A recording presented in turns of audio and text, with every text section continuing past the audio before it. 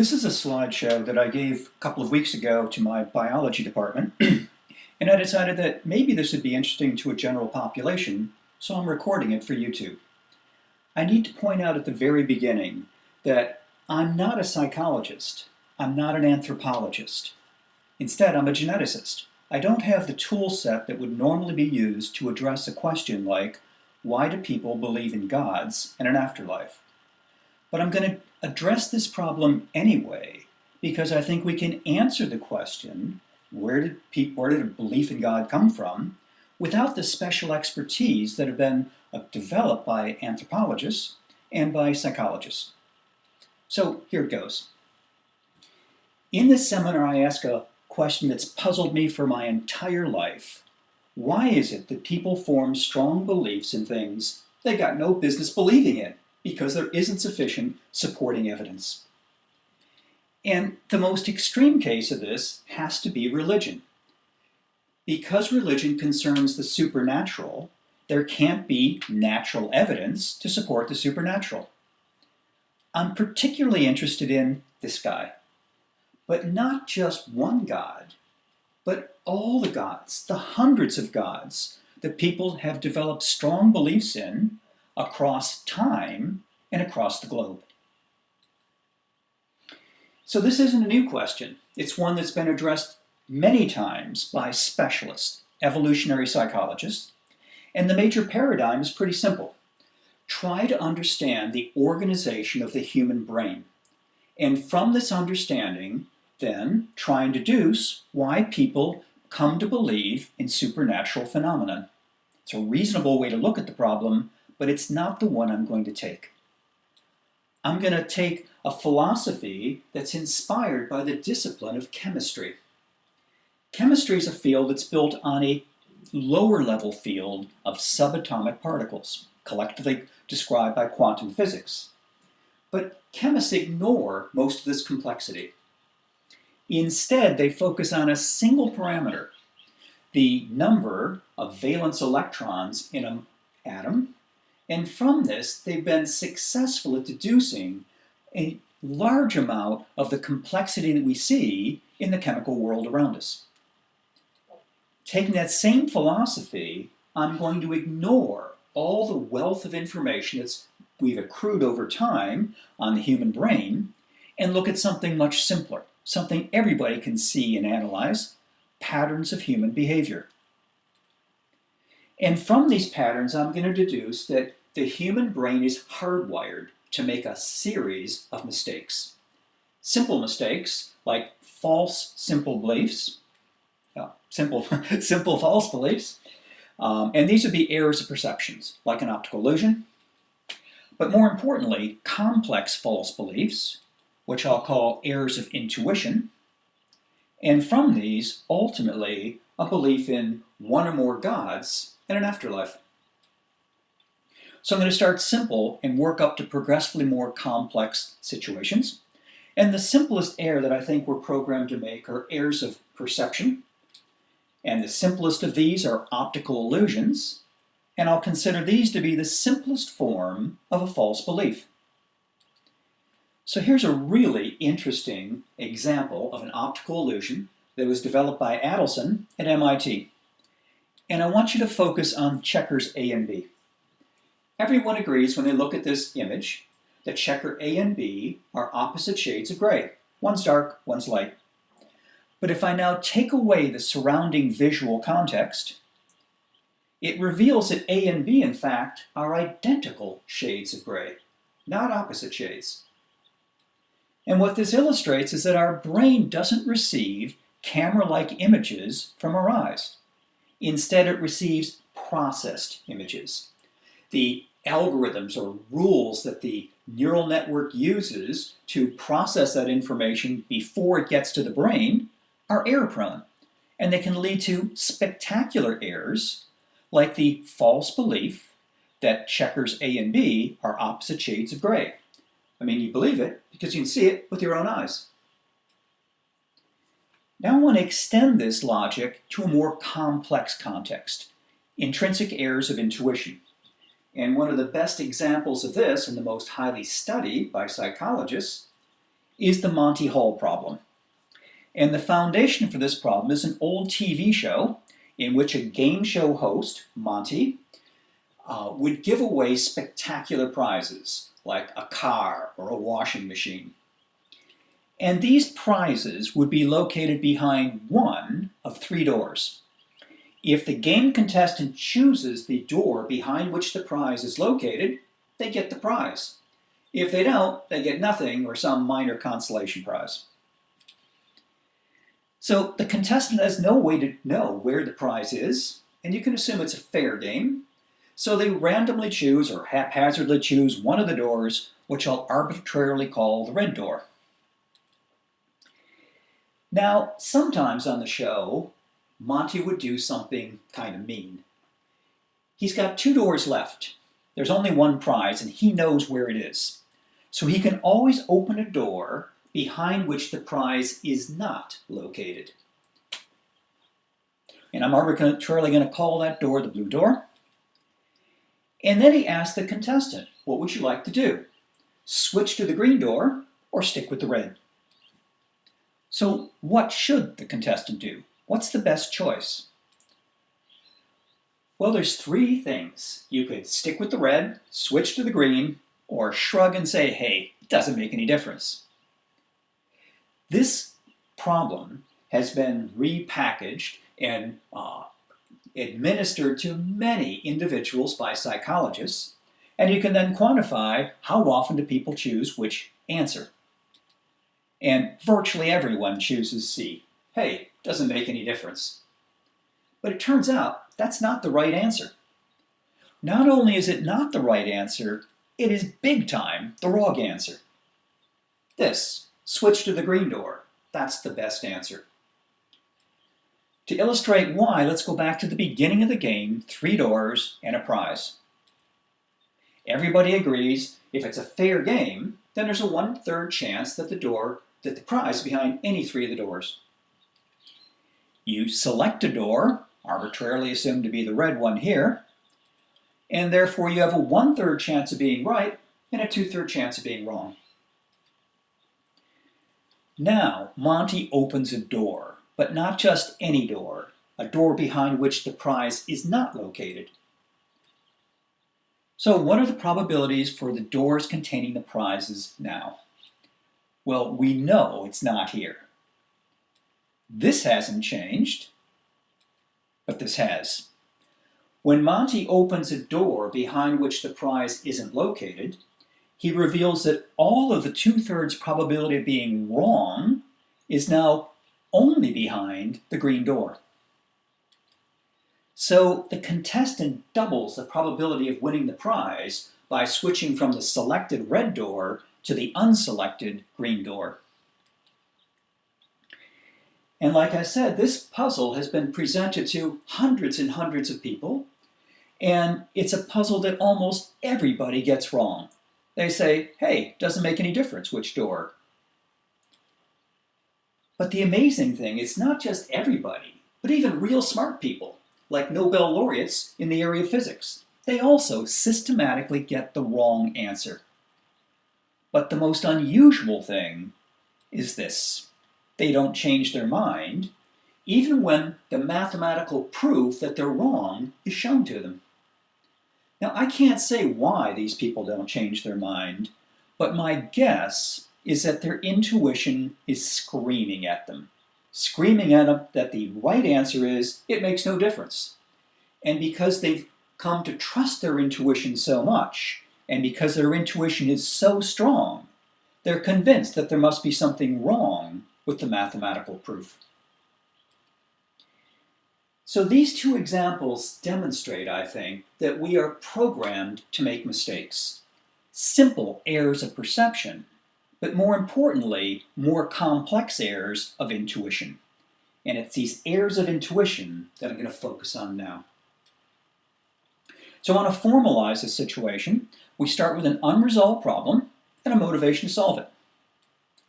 Sometimes the solution is accessible with current technology and knowledge, like the three doors problem. Think about it enough, you can get the right answer.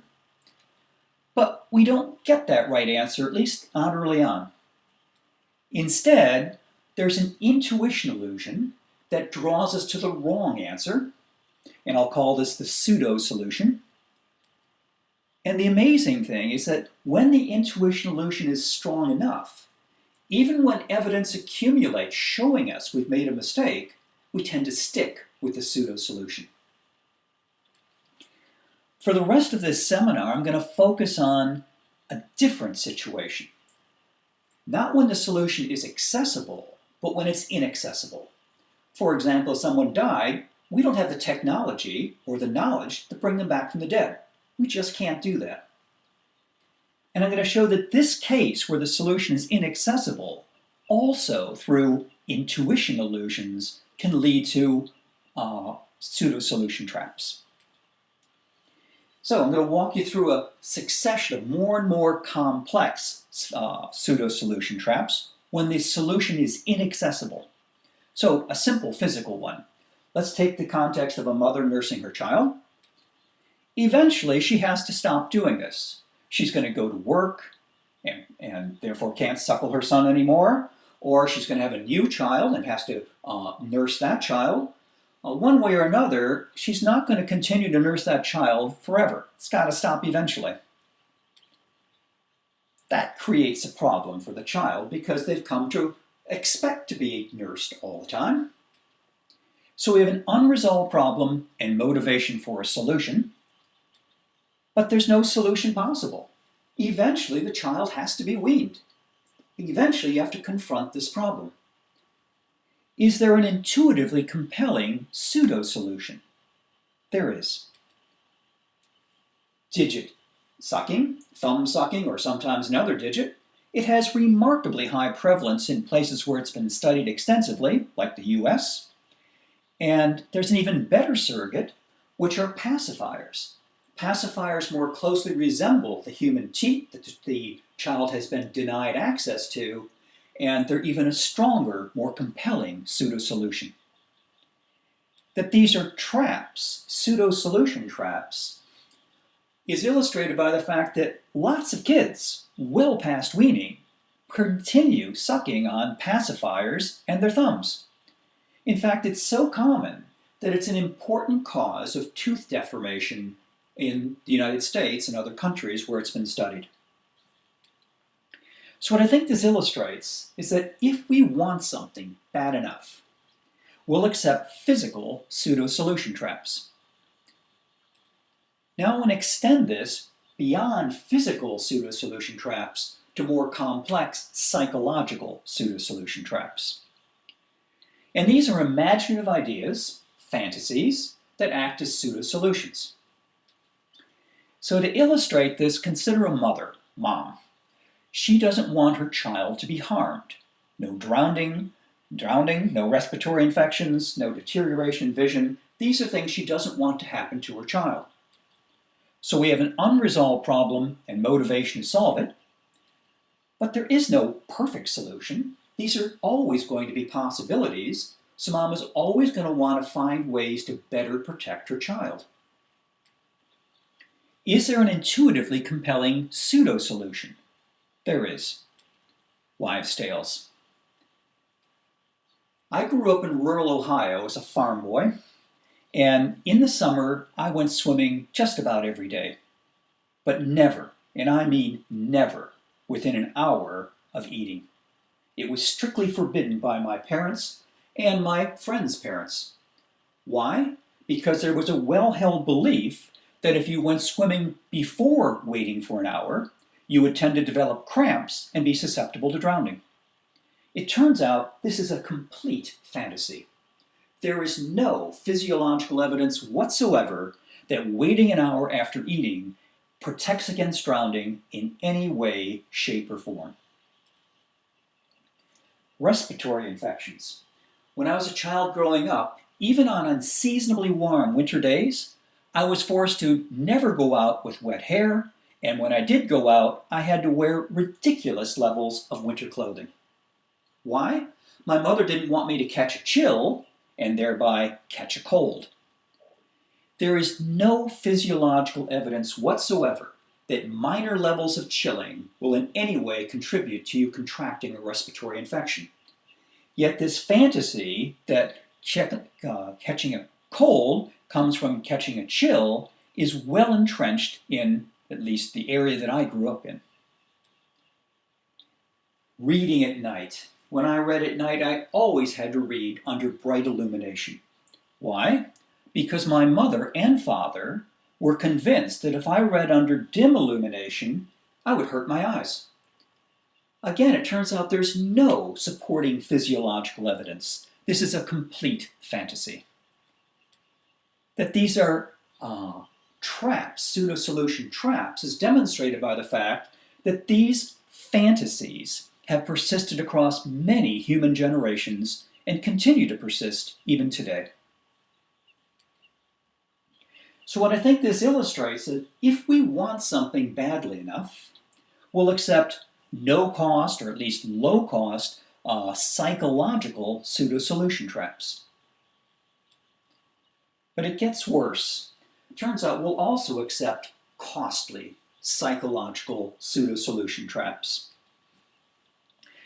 Before the early 1900s, when there was a passage of the Pure Food and Drug Act, there were many patent medicines that were sold. They were sold in drugstores, but even more interestingly, they were sold in medicine shows that traveled from town to town where patent medicines would be sold.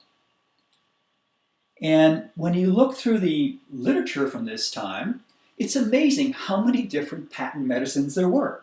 There was one for virtually any malady you could think of. But what these medicines share in common is secret and patented ingredients. As an example of one of these, there was Dr. Solomon's cordial balm of Gilead. The balm of Gilead was a potion described in the Old Testament, so people knew about it and they were keen to find it, and Dr. Solomon made sure they found it through him. This product was extremely successful.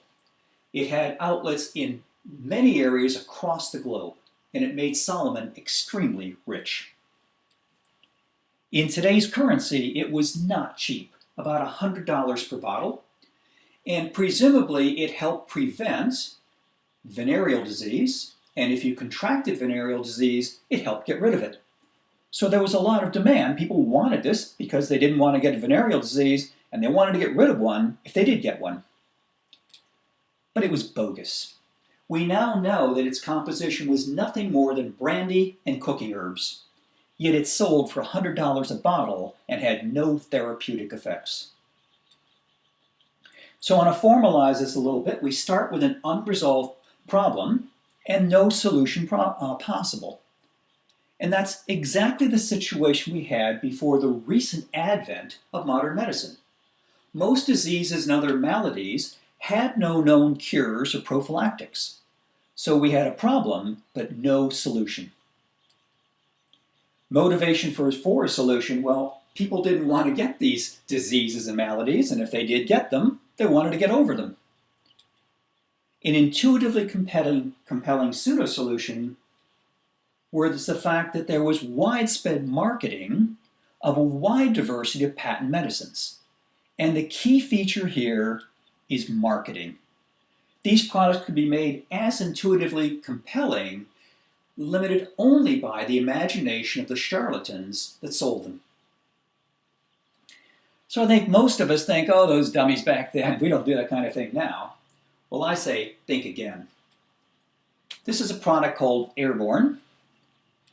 It was presumably developed by a second-grade teacher, and it's purported to protect against respiratory diseases like the common cold. All of us have been on a plane, on a bus, in a car, in a classroom, in a movie, next to a sneezing or coughing neighbor, and we really don't want to get their disease.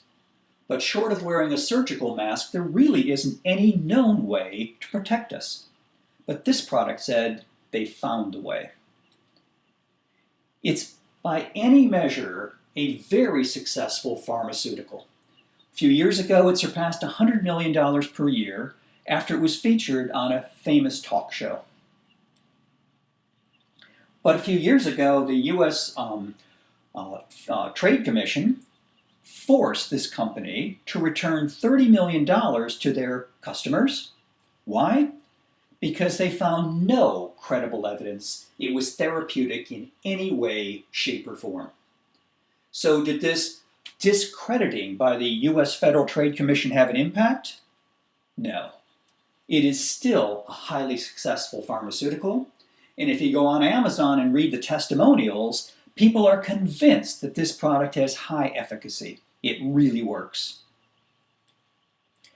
And going back to the balm of Gilead, well, the old versions aren't around anymore, but that hasn't stopped new people from constructing new ones, and it's still not cheap. So what I think this illustrates is that if we want something strongly enough, we'll accept even costly psychological pseudo-solution traps. Now I want to walk you through a paradigm-setting pseudo-solution trap, one that had a huge effect on many different societies. I think everyone agrees that, at least with respect to scientific training, physicians are among the most highly trained individuals in most societies. Despite this training, physicians were trapped for over 2 millennia in a pseudo-solution trap called bloodletting. This all began with Hippocrates. Hippocrates was the founder of modern medicine, and he came up with a radical idea. Disease was not caused by evil spirits. Instead, he decided that disease was caused by fluid imbalance in the body between 4 major types of fluids, phlegm and bile and whatever. And the idea was highly intuitive. It's not clear where it came from, though. As far as I can tell, Hippocrates did not provide any strong evidence for this fluid imbalance. Nonetheless, the idea had intuitive appeal because it was accepted and spread to physicians throughout Greece. And they used a wide variety of techniques to correct fluid imbalance. They used laxatives, emetics, diuretics, fasting, you name it. If it changed the fluid in your body, it could be used. But all that changed when the Roman physician Galen realized something. He had a good understanding of human anatomy. He knew that different veins and arteries were attached to different parts of the body. So he reasoned that if there's fluid imbalance in your head, bleed the head. If you stub your toe, bleed the toe. So all of a sudden, Galen had a way to correct fluid imbalance no matter where it was. Every part of your body was connected via arteries and veins. So the idea that if something hurts, bleed the corresponding part was very intuitively compelling, and it led to a eureka moment for physicians. At this time, they really didn't know how to treat most diseases and maladies, but now Galen provided an answer. No matter what hurt, you knew what to do. Bleed the corresponding part. Tooth hurts, bleed the tooth. Stub your toe, you know where to bleed. Because it was so intuitively compelling, it caught on. It spread throughout all the Christian world and all the Islamic world. Literally tomes of medical books were written about when to bleed, where to bleed, how much to bleed. People were frequently bled until they fainted. And this continued until fairly recently. Through the time of Newton, through the time of Darwin, bloodletting was still commonly practiced. So despite these major advances in science, this pseudo-solution trap persisted. To illustrate that it could be a deadly phenomenon, I want to consider our first president in the US, George Washington. In his mid-60s, he developed cold-like symptoms. He went to his physician and demanded that he be bled. He was, but he didn't immediately get better. So more bleeding until 40% of his blood had been drawn. The next day, he died. We don't know for sure why he died, but it's likely that he died because of this excessive bleeding. What I think this example illustrates of bloodletting is that even the most highly educated members of society are susceptible to paradigm-setting pseudo-solution traps. All right, enough examples. I've tried to use a series of more and more complex examples to try and make a compelling case that we're programmed, hardwired to make mistakes. And these lead to a susceptibility to pseudo-solution traps. Now I want to extend this logic to my main thesis, which is belief in the supernatural, via a pseudo-solution fantasy trap. And there are two human traits that I think make this pseudo-solution trap inevitable. The first is abstract symbolic language. With abstract symbolic language, we have an entity, a name, or a word, which is separate and independent from the physical world that it describes.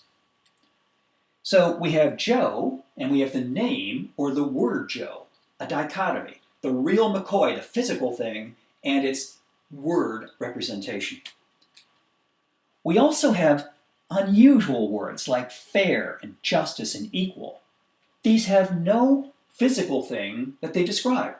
You can't point and say, oh, there's an equal, or there's a fair. These are things that only exist on a relative basis in our mind. They're separate entirely from any physical object. The second factor, I think, is cause and effect understanding.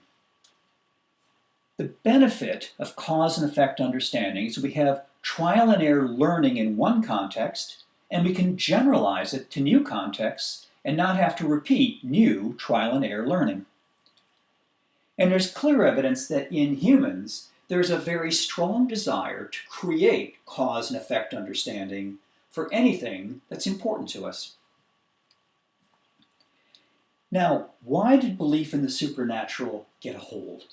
I think the catalyst, the pivotal point, is this process of death and grieving. We know that death can produce exceptionally strong pain among family members and loved ones. It's probably one of the most intense forms of pain we ever experience. And this intense pain, I think, will drive very strong motivation to form cause and effect understanding of how it is that someone goes from one state alive to another state dead. It's important to realize that until very recently, until we developed the modern physiological concept of homeostasis, it was impossible to understand how most people died. So, two things, a desire for cause and effect understanding, and the motivation produced by the extreme pain from death and grieving, I think would have recurrently led to the same intuitive induction.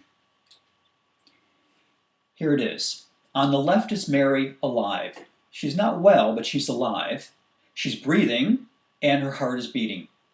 Moments later, she's dead. Her heart has stopped. She stopped breathing. She wasn't killed by a boulder running her over. Nobody cut her head off. There's nothing obvious that happened that caused Mary to die, but clearly she has died. Why? I think that in our ancestors, it must have been that they would have asked that something that couldn't be seen must have left Mary's body. Something departed when a person died. You can't see it, but something's obviously gone. Put another way, when someone dies, then something that's unobservable, and at that time then supernatural, left a person's body when they died. And I'll call that something a life spirit. So the idea is that Joe, alive, becomes Joe's carcass when his life spirit departs. Now, I'm not suggesting that this induction occurred every time somebody died. In fact, it might occur very rarely. But over time, in each society, there's going to be a small but finite probability that this induction will be made. But once it does, it will generate strong, although pseudo, cause and effect understanding for something that's very important in our lives. And once that happens, it's expected to spread and persist in exactly the same way that wives' tales and bloodletting persisted and spread. But once the idea of a life spirit takes hold, a runaway process, I think, is inevitable. So, if we come to believe that someone dies when their life spirit departs, there's an immediate question that must be answered. Where'd it go? If somebody's life spirit departed when they died, it's got to go somewhere. And that means that the concept of a life spirit will necessarily grow into the expanded fantasy of an unobserved spirit world, the place where spirits from dead people have gone. But once we have this idea of an unobservable spirit world, it itself will be autocatalytic. Why will it be autocatalytic? Because it can provide pseudo cause and effect understanding for everything we really want to understand, but don't have the technology or knowledge to actually understand. Same sort of situation as bloodletting. It provided cause and effect understanding, pseudo cause and effect understanding, for virtually anything that hurt. So too would an unhappy spirits in an unobservable spirit world provide cause and effect understanding for all sorts of natural phenomenon that we want to understand but couldn't. Tornadoes, hurricanes, floods. So I think once we got the idea, the induction of a life spirit, it will rapidly grow into a folklore. But it won't stop there. Why? Because it creates a niche, an opportunity for holy men, holy women to develop, to take advantage of the fact that people want to have some conduit between them and the spirit world. They aren't experts, but these people will be specialists. They will gain considerable economic and political advantage by being the conduit, the pipeline between the common person and the unobservable spirit world. At this stage, the idea of a life spirit will have transpired from a wives' tale into a patent medicine, which is actively sold and preached to the general population. And it's going to be very hard to ever get rid of, because non-believers will now be classified as outcasts. There'll be infidels, there'll be heretics. They just aren't one of us anymore. So finally, the whole purpose of this seminar was to point out that belief in God or gods and a spirit world is in no way perplexing. All we have to do is use some common sense and look around us. We have really good evidence using these two things, common sense and looking around us, that we're hardwired to make mistakes. Our brains are. And this creates a susceptibility to pseudo-solution traps. If we add to that abstract language, desire for cause and effect understanding, and the intense pain that occurs when someone dies and causes grieving, then I think belief in God or gods and a spirit world is simply inevitable. You just can't stop it from happening once you look at our susceptibility to pseudo-solution traps. Now, I gave this seminar recently to a biological audience, a bunch of PhDs and graduate students, and most of them are shaking their heads, right? I mean, scientists don't do this sort of thing. God is supernatural. We study physical phenomena. It's like oil and water. They don't mix. So why should we study belief in gods? And I think the answer is simply look around you.